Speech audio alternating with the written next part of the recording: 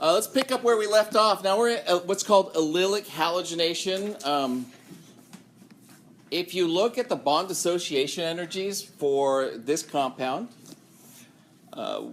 what do you notice about the bond dissociation energies besides they're in kcals per mole? One of them's a lot smaller, right? Which one is the smallest? It's this one here. It's at the allylic position. And remember what I told you before, when you're trying to predict when where the product, the major product of a radical reaction will occur, it's wherever the bond dissociation energy is the lowest. Okay, so if you look at this structure, this bond dissociation energy is the lowest because when you form the radical from it, right? I think you guys, some of you have already been saying this. When you form a radical from it, it has resonance stabilization. That's supposed to go to that atom. You can have resonance stabilization and delocalize that electron, so that bond, because the radical is the most stable radical in the structure, that's the bond that's easiest to break in the dissociation. Okay? So we're going to go over this mechanism. It's a little bit strange. It involves a compound called, we call it NBS, but it's just N-bromosuccinimide. Succinimide actually has an oxygen here, but actually has a hydrogen here, sorry. And the reason this is done, just to give you an idea, forget that we're talking about this reaction and pretend we're talking about this reaction. No, it's supposed to be a BR2. What would you say the product would be? Huh? Yeah, an alkyl halide with 2 bromines on it. You would expect under those conditions that that would be the product that you get. And in fact, bromine is used in this reaction for the bromination reaction, because like the bromination of an alkyl of a halogen to, of a alkane to form an alkyl halide, you use Br2. You would use Br2 for this as well, but if you just used Br2, then all you would get is the addition product. And our goal is actually to functionalize the allylic carbons rather than functionalize the alkene, because that's already the functional group. So what using this NBS technique does is it avoids the competing addition reaction, and so this is the competing addition reaction. So let's go over the mechanism. It's a little bit confusing, so we'll walk through it a couple of times. Okay, so the first step of the mechanism, the initiation part, is either using heat or light to break this bond. Okay, again, this bond is the easiest to break because it's resonance stabilized with these 2 oxygens on either side. So you can use heat or light to break the bond. Oops, sorry. And then you form this bromine radical and this succinimide radical. The bromine attacks the hydrogen and forms HBr. Okay. HBr is strong acid. All right, so that gives you bromide ion. Okay.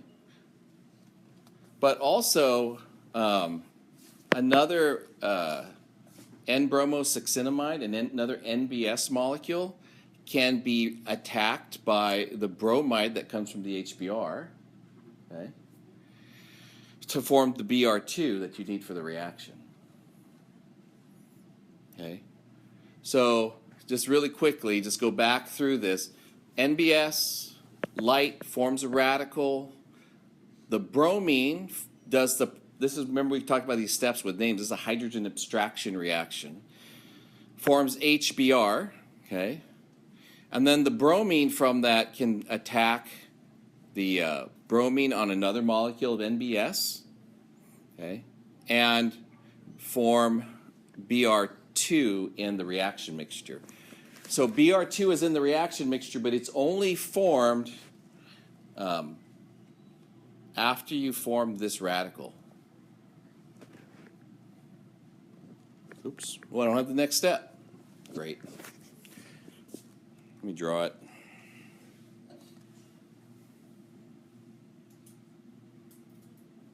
So here's a step 4 down here. I don't have the next step. You take your radical like that, and your newly formed Br2.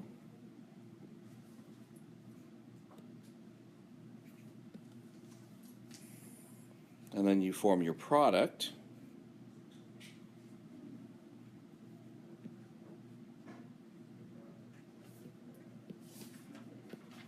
And then what else do you form? Another bromine radical, right? So the bromine radical, sorry.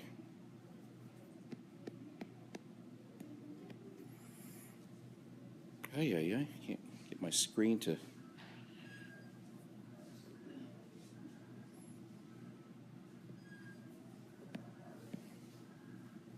Is there. Okay.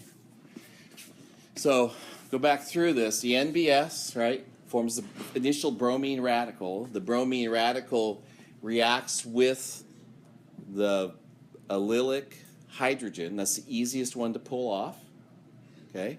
You get HBr. Right. Now notice this structure here, right? This is NBS, right? It has the hydrogen here, so there's a proton transfer reaction for this. This is a strong acid.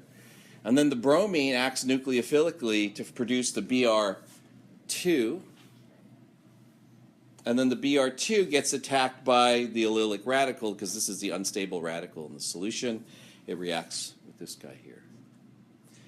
So this first part, this is the initiation of the reaction, and this whole rest of this part is the propagation down in here. Is there a proton transfer part of this? Not drawn, yeah. So like between, right here and here, there's a proton transfer step that leaves you with the Br minus, and then the Br minus acts as a nucleophile on the NBS and then makes Br2 in the solution. So this concentration is always low and is only available once this is formed. Would the radical carbon only get its bromine from Br2, or would it get it from?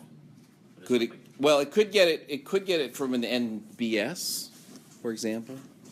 There's a. On the test, let's say on the test, would it be incorrect to just get it from NBS? If you got it from NBS, does that propagate? That's the question, right? So if you get it from NBS and then you end up with this as a radical, that I think if you have this going to this, I'm not sure. I'd have to draw it out what the propagation step is. Is that what they have? Yeah. They use that homolytic cleavage. They form the bromine radical, and then they use that for the carbon radical. Oh, the NBS radical or the bromine? Well, you get the bromine radical, and then you have a carbon radical right there.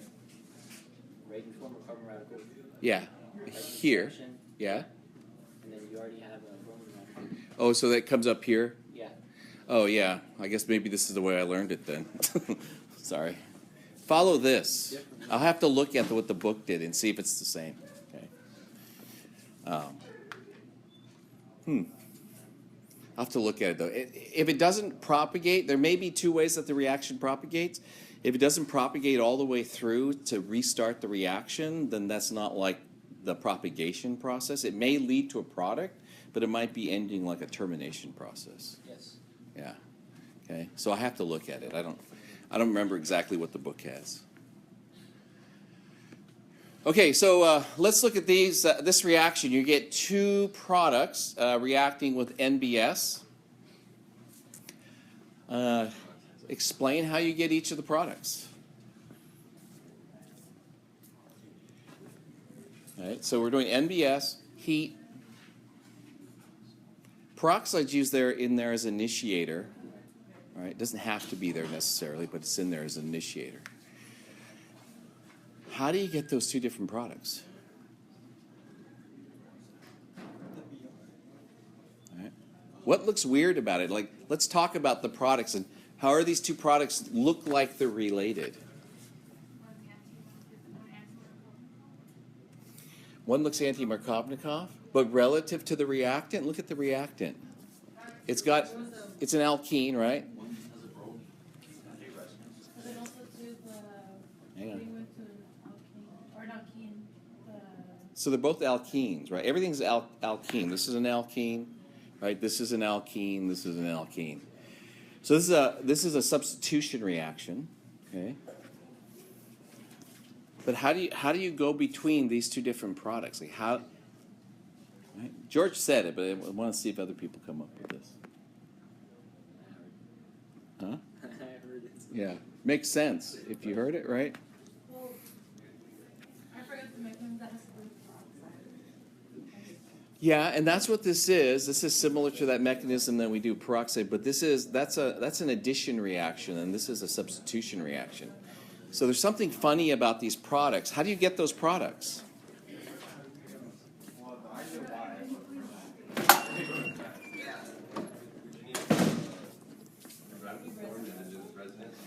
Yeah, so think about when you look at a structure like this, I'm just helping you to look at problems. The double bond moved, right?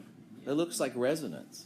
So in your head, when you do these problems, you have to think backwards and say, well, where did resonance get introduced in this reaction, okay? So you know that the initial radical has to be an allylic radical from this structure. That's the way the whole substitution mechanism with NBS works, or substitution in general works. So what's going to happen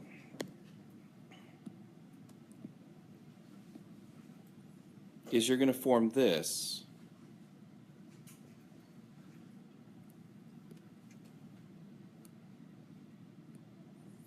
That's your initial radical, right? So if you need to explain the products, you need to draw the mechanism.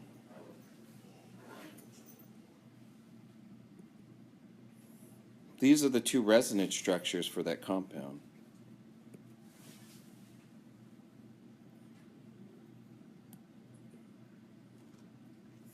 Now, one of those is generally a little bit more stable than the other, right? Like this one is generally more stable than this one, but they're still resonance structures of each other. So in the next step of the reaction mechanism, that's when we add the bromine as Br2.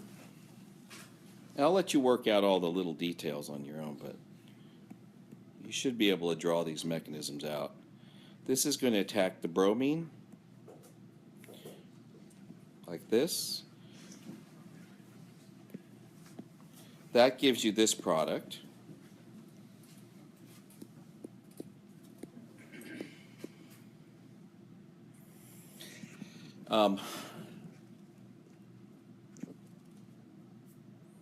The kind of term they usually do with that kind of product is like the direct substitution or direct product, because it comes from the initial radical that's formed. And this one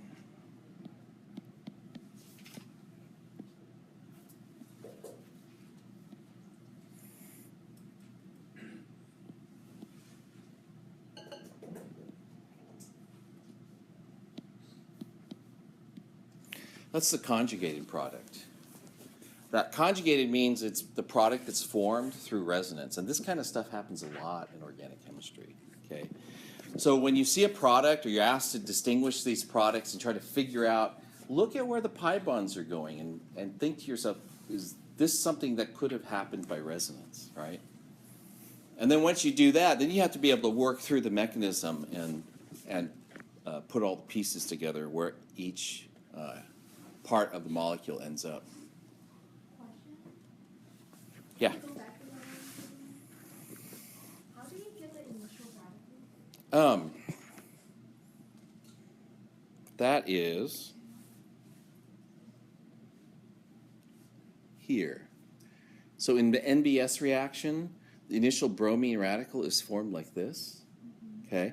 It's just the cleaving of this bond, right? Once you've done that, so go back to this other slide. once you've done that,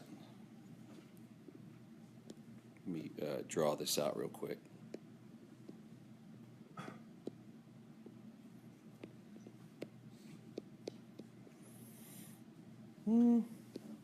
Draw too quick for my tablet.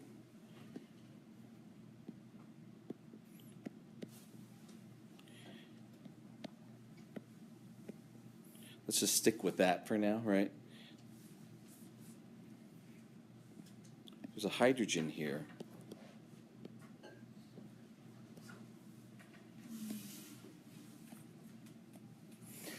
That's the easiest radical to form initially because it has resonance. It's the weakest bond, right?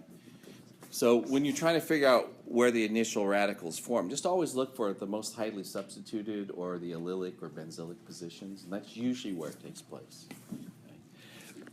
I went over that stability chart in the last lecture. Let me see if I can jump back to it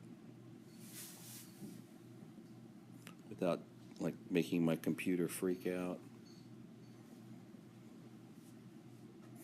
I did this chart before, right? When you're looking at like where is the major product formed, like which part of the molecule does a major product form on in radical reactions, this is really what you have to be thinking about, right? And in terms of stabilities, the least stable are down here. These are almost never the products. This is never where the initial radical is formed.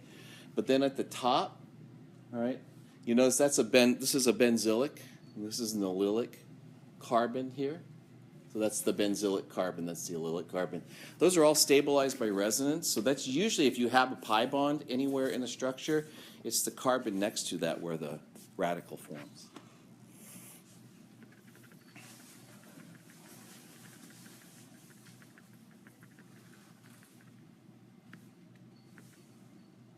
I am going to skip antioxidation and go straight to this. Okay.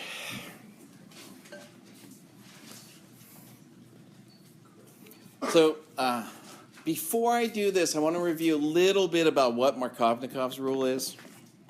It was last semester, after all.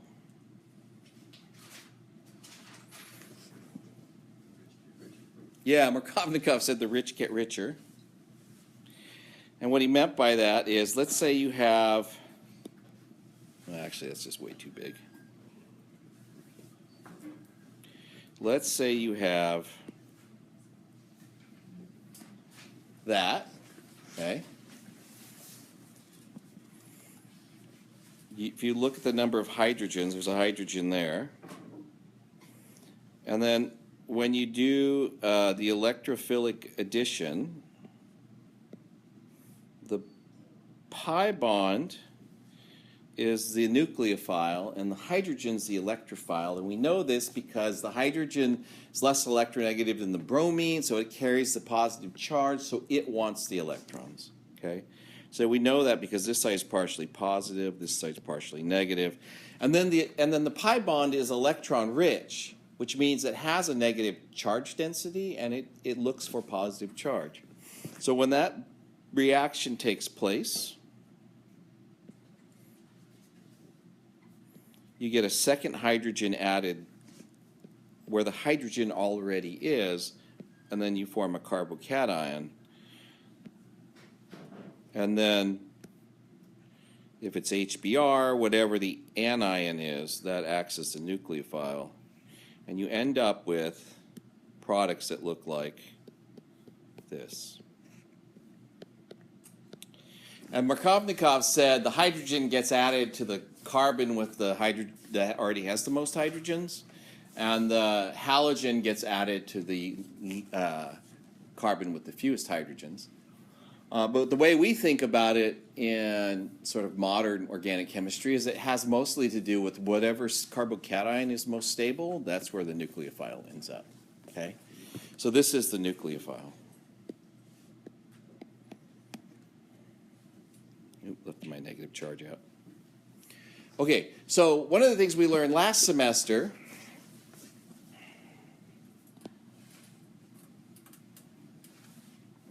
is if you have this as your reactant and you do HBr and then add a peroxide to it,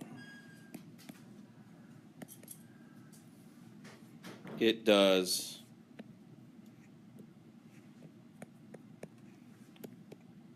that instead. And so this is known, this top one, because it follows Markovnikov's rule, this is known as the Markovnikov. And this is known as anti-Markovnikov. Oh, lagging my.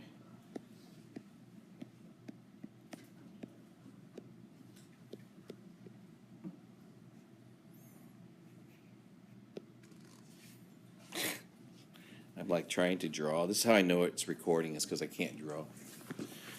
Okay, so the question is, how did that happen? And so this is the section where we learn how that happened. Okay, so if you remember, peroxide bonds, this bond is relatively unstable, so you can break it, right, by heating it. Because they're two oxygens bonded together, electronegativities are the same, they split. And you form the two oxygen radicals. The oxygen radical reacts with the HBr. Okay?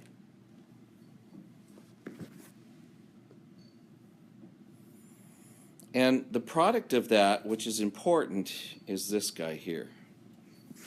It's the bromine radical that gets formed. So I haven't talked about this very much, but do you think of bromine radicals as nucleophiles or electrophiles? Think of them as nucleophiles? What do they attack? Let's ask the question. What do they attack when they attack a molecule? They meet with another electron, right? They're more like electrophiles. All right, they act as electrophiles. Now, if you go back to, let's see if I can do this. Nope, didn't let me do it.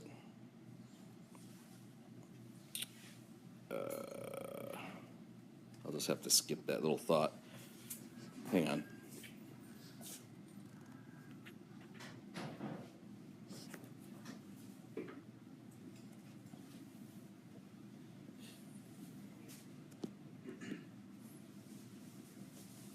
If you go back to this reaction,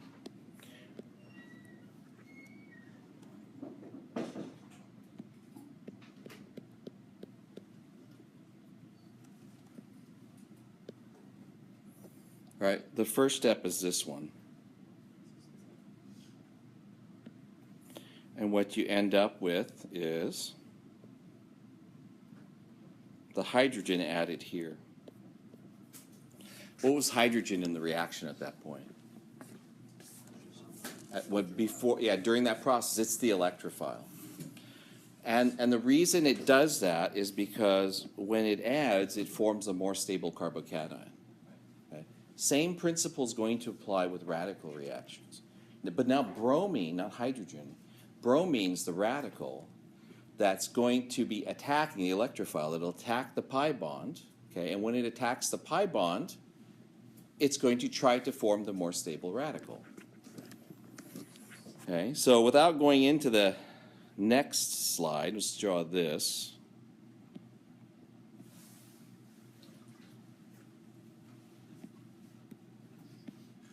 Now I have Br minus, or Br dot, as my radical, right?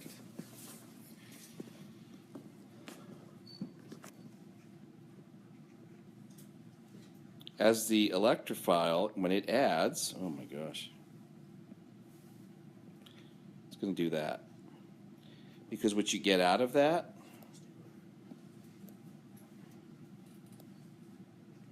is that, with the Br attached here. So in both instances, the electrophile is adding to the less substituted space so that you can either form a carbocation or a radical at the more substituted space. And that's the more stable intermediate, and as a result, this is what leads to the major product, okay?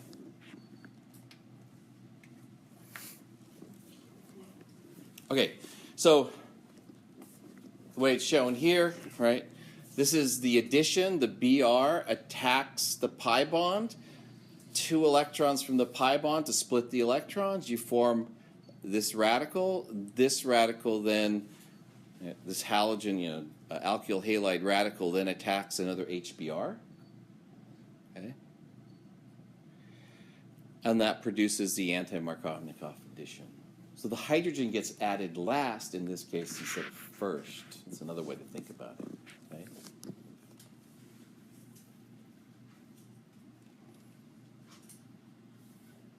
Questions? Go ahead. So is it just the order in which the steps occur? Yeah, because it's the order because of which atom is the electrophile. Right? When you have it as HBr by itself, then the H is the electrophile. But when you do the radical reaction, you form the bromine radical. The bromine radical attacks, Another radical. right, to form the more stable radical, the intermediate. Okay?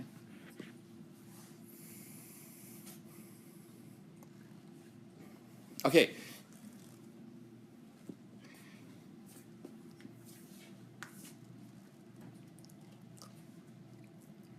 What was I asking here? Most of the radicals. Sorry. I didn't have time to review my slides before class.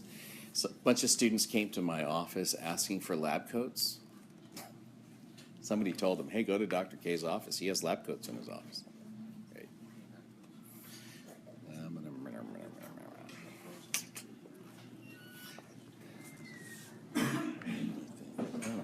hang on, let me look through my slides real quick. Well, if you have a question, think of your question.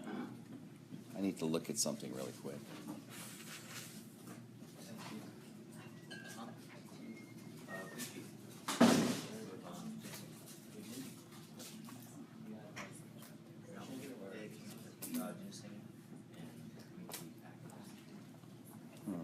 What's going on here?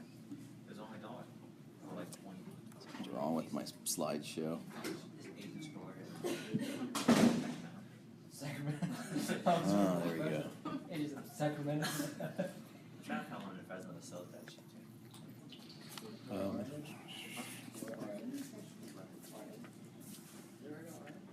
I don't know what I was getting at here, so let me come back to this on another time.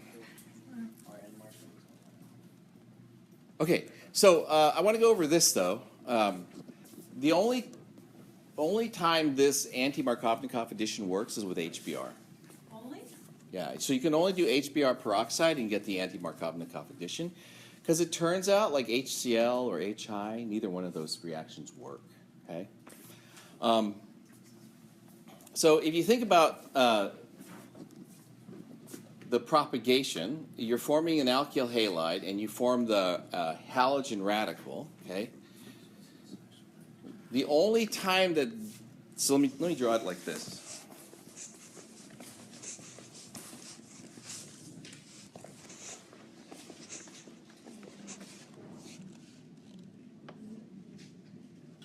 Let's see.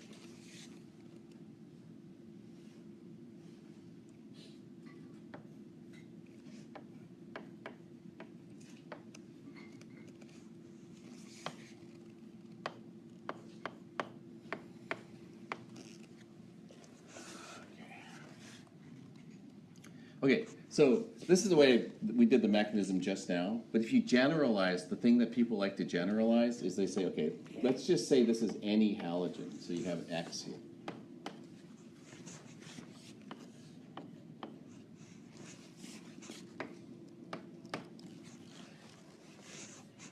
And so this is the formation of the halogen radical, and this is the formation of the alkyl halide, okay?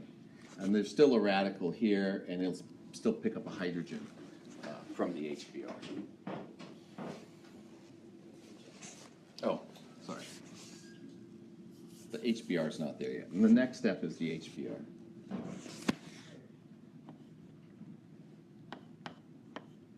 So I'll do it, just be consistent.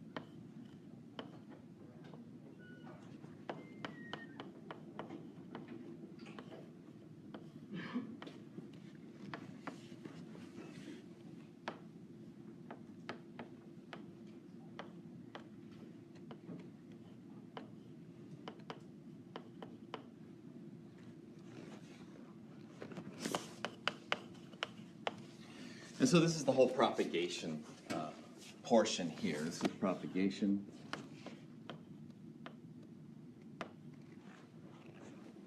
Where the bromine can come back and react. Okay. And then if you generalize these, you just put halogens here and here. So HX, which we start with, could be HBr, or it could be HCl, or it could be HI. And it turns out the only acid that this works with is HBr. Okay. Oh yeah, so that's a good question, right? Oh, I really chopped a lot of stuff out. Okay. So for this reaction to propagate, okay, both steps in the reaction have to be spontaneous. Right? So it turns out in HBr, both of these processes are exothermic. Okay. So if this is HBr, this is exothermic. And this is exothermic. I'm only looking at delta H, but it turns out delta G is negative for both of these. Because they're both these steps are exothermic, that's the predominant thing. Okay, so when you look at this reaction for HCl, this step is exothermic because you're forming the chlorine bond with the alkyl halide, and this step turns out because you have to break an HCl bond, and the step ends up being endothermic. So the result, just in general, okay, because the two steps aren't both exothermic in HCl and HI, okay. So, and that's the summary that it says here. Right, this bond is too weak to be formed as an exothermic reaction. So the bond that's over here, so where is the H? Here, this addition reaction is too weak, okay? It's not going to take place. Okay? Why is, and the Ri bond, the way the books do it, they do it with all the calculations and they show you all the energies, so you could go back through and look at the energies. But the idea is iodine is such a big atom, when it goes to add to form the alkyl halide, it's not a strong enough reaction to drive the reaction forward. So the reaction stops at the first step. In HCl, this bond's too strong. So this step is exothermic in HCl, but this step is endothermic, and so it stops the reaction at the second step. And it turns out the only combination that it works for is HBr. You can go ahead and look at all the calculations. I want you to understand like the general idea of like how this reaction is stopped by HCl and HI. And you need to know for sure that it only propagates with HBr. Okay. So let's talk a little bit about stereochemistry. There's really not much to talk about in the stereochemistry. So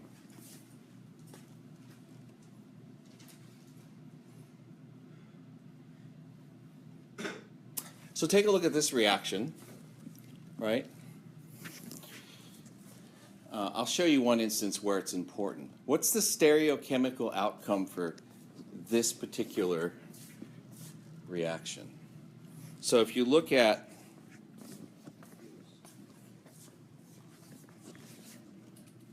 you draw it on another slide.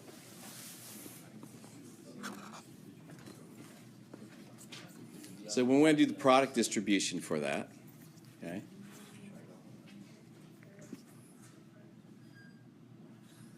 Hang on, I've got all kinds of weird things going on in my.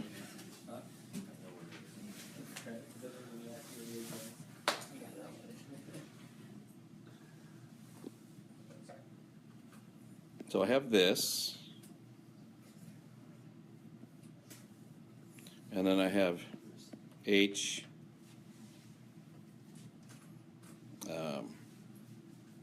Is that HBr and peroxide? Yeah. There are a little surprising things, but not too many.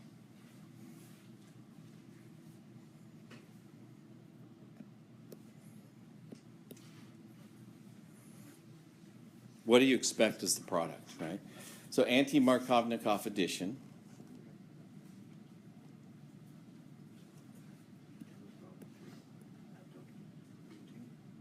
So Br goes here, and the H goes here. Okay, so when you think about the intermediate for this reaction,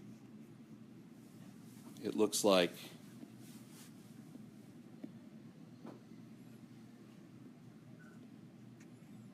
this, right? But when the bromine adds to the pi bond, remember the pi bond is planar. So if you think about the molecule being flat, so kind of flattened out on the screen, I try to draw it like skewed. The Br radical can either come from the top, I should use a one-headed arrow for that, or the Br radical can come from the bottom. So the stereochemistry of the product is not too surprising. It ends up being racemic, okay? So the only place where stereochemistry gets to be tricky, apparently I don't have a slide on this because I just looked ahead in my slides, is when you have things that look like this.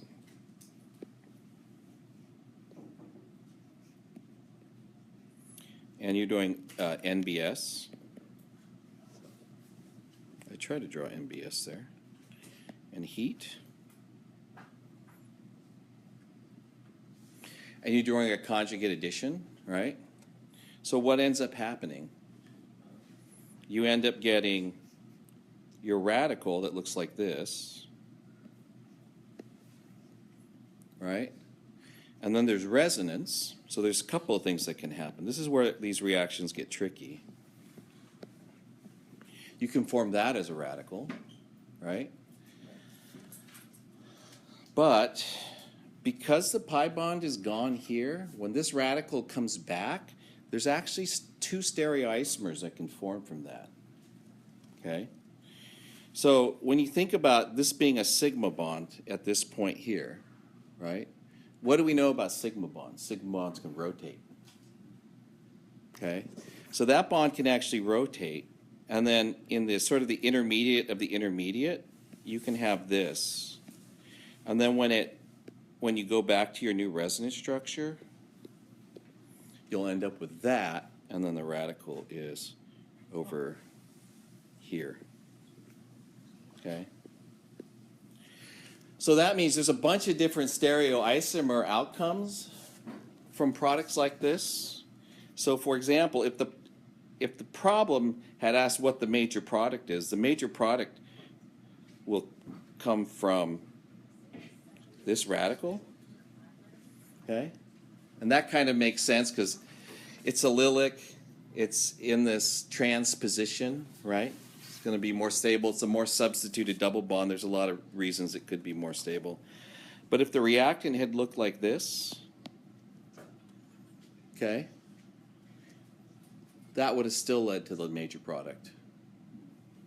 Because there's steric interactions between the groups, and once you form the radical and it has resonance forms, the resonance forms allows it to rearrange to get to the most stable conformation. So in terms of stereochemistry, the book addresses the idea of chiral centers, but they don't talk a lot about cis-trans centers, and because you have resonance, that cis and trans center can switch around a little bit. So I have a question about the second radical. Second. The one on top. This one to this one? Yeah. Okay, yeah. So the only reason why that one is not as stable as the original one was the fact that the pi bond is less substituted. Yeah. But so if on a test, if you ask for all possible products, I don't know if I'll do that on a radical reaction because there's so many. okay. But I'll ask you for sure what the major is, or else I'll give you, like, if I ask you about minor products, I might give you the a minor product or a compound that looks like it could be a minor product, and you have to either draw the mechanism to get there or explain why it couldn't be the product, right? The same when you're pointing at the radical, the secondary when it is resonance, so that we look at double bond more than actual, like where it's crossing the radical is. I think that's right, and I actually don't know if that's true under all conditions, but I think that's right, yeah.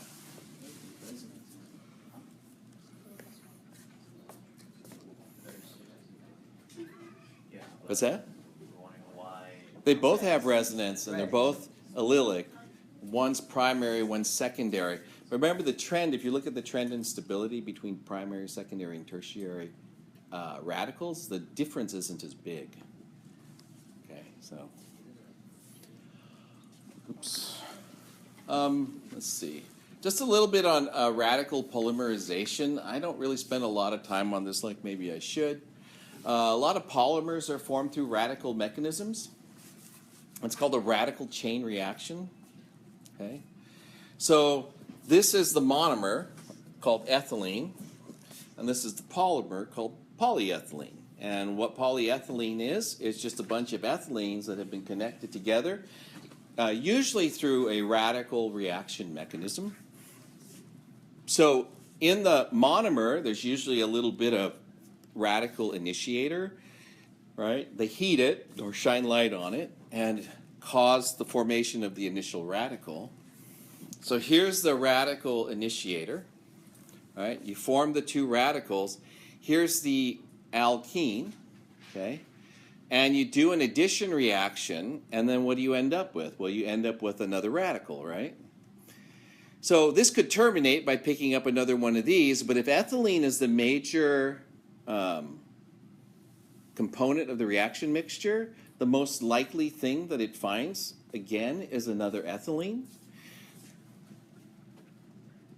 So you can think of it as, here's the initial radical that's formed after the initiation step, right? It attacks another ethylene, and then it just adds a carbon to it, okay? A couple of carbons. So the bond that gets formed, this one, let's see. Let me highlight the bonds. That's the bond that gets formed there, right? When that bond gets formed through the mechanism, right, you end up with another radical at the end. And then this process just repeats over and over and over and over again until it gets like amazingly high molecular weight. Okay, so that's how radical polymerization takes place. You just form a radical. You have an alkene. It attacks the alkene makes another radical. The radical attacks another alkene, and it just goes on and on and on and on. This would be a linear polymer because it's linear, right? You can have branched polymers. You could have copolymers where that you have a mixture of different alkenes, and when they polymerize, you get a mixture of different things in the chain, and all those things give it different properties. So let's see. Oh yeah, And it does have to end somewhere, and it either ends by finding the radical initiator, what's left of it, or two of them will get together, and this is what they call coupling, to bring the two radicals together. Let's see. I'm going to skip over some of this stuff. All right. That's it for that chapter. I actually have the next chapter we'll go over. I did post homework for this chapter, so that's due on Monday? Wednesday. Yeah, you can bring it on Monday, but I will not be here. No school on Monday. Did you post it on the lecture slides, or did It's on the PowerPoints, and I posted it recently. Oh, I was like, because I just checked yesterday, I didn't see. I posted it, no, I posted it right before class. Oh, that's hilarious. We got. Yeah.